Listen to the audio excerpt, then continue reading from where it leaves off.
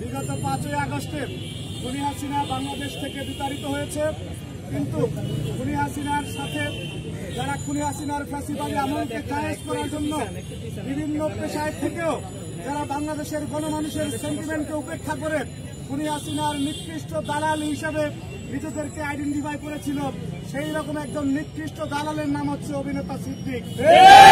এই সিদ্দিক খুনি হাসিনা যখন রক্তের হোলি খেলায় লিপ্ত ছিল তখনও তার অবৈধ শাসনামলকে দীর্ঘায়িত করার জন্য এই সিদ্দিক বিভিন্ন জায়গায় দালালি করেছে।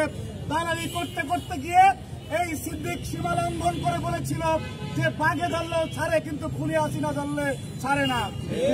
এই সিদ্দিককে আজকে বাংলাদেশ জাতীয়তাবাদী ছাত্রদল হাবিবুল্লাহ কলেজ শাখার যুগ্ম আহ্বায়ক সাইফুল, দিদারুল ইসলাম সহ অন্যান্য নেতাকর্মীরা যখন দেখতে পেয়েছে, আমরা আমাদের নেতাকর্মীরা সিদ্দিককে ধরে পুলিশের হাতে হস্তান্তর করেছে এবং কোন প্রকার মব জাস্টিস উচ্ছৃঙ্খল জনতার কোন কর্মকাণ্ড ছিল না। আইনের প্রতি শ্রদ্ধাশীল থেকে জাতীয়তাবাদী ছাত্র দলের নেতাকর্মীরা সিদ্দিককে থানায় হস্তান্তর করেছে।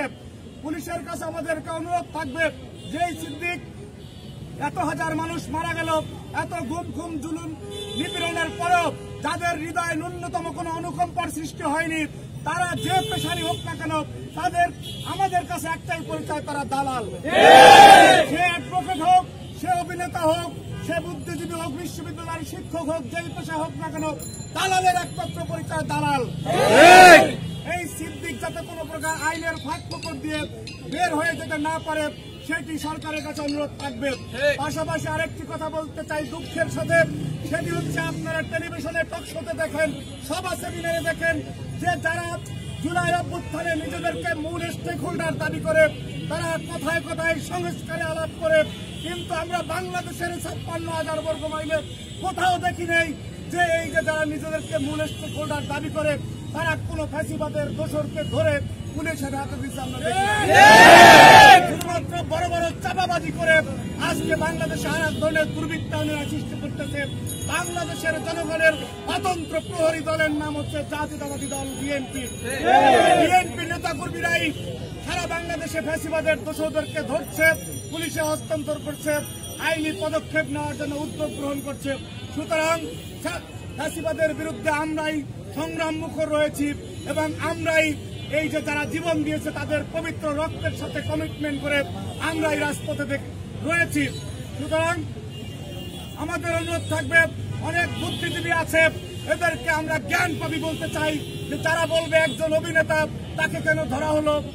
আমরা একটু আগেই বলেছি যে দালাল সে যে পেশারই হোক না কেন তার পরিচয় দালাল। শেষ দালালকে ধরার আগ পর্যন্ত জাতীয়তাবাদী ছাত্রদল রাজপথে থাকবে, বিএনপি এবং তারেক রহমানের সূর্য শরীফরা রাজপথ থাকবে ইনশাআল্লাহ। আপনারা জানেন যে এই সিদ্দিক আমাদের নেতা বিএনপির ভারপ্রাপ্ত চেয়ারম্যান জনাব তারেক রহমানকে নিয়ে কি জঘন্য, কি নিকৃষ্ট, কি অশ্রাব্য ভাষায় কথা বলেছে, কিন্তু ছাত্র দলের সূর্য শরীফরা সিদ্দিককে ধরার পরে আমরা ঠিকই আইনের আশ্রয় নিয়েছি। আমরা আইনের প্রতি শ্রদ্ধাশীল।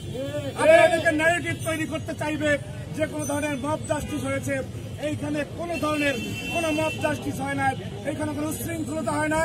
আমরা সিদ্দিককে ধরে যথাযথ আইনি প্রক্রিয়ার মাধ্যমে আইনের হাতে হস্তান্তর করেছি। উপস্থিত ছিলেন।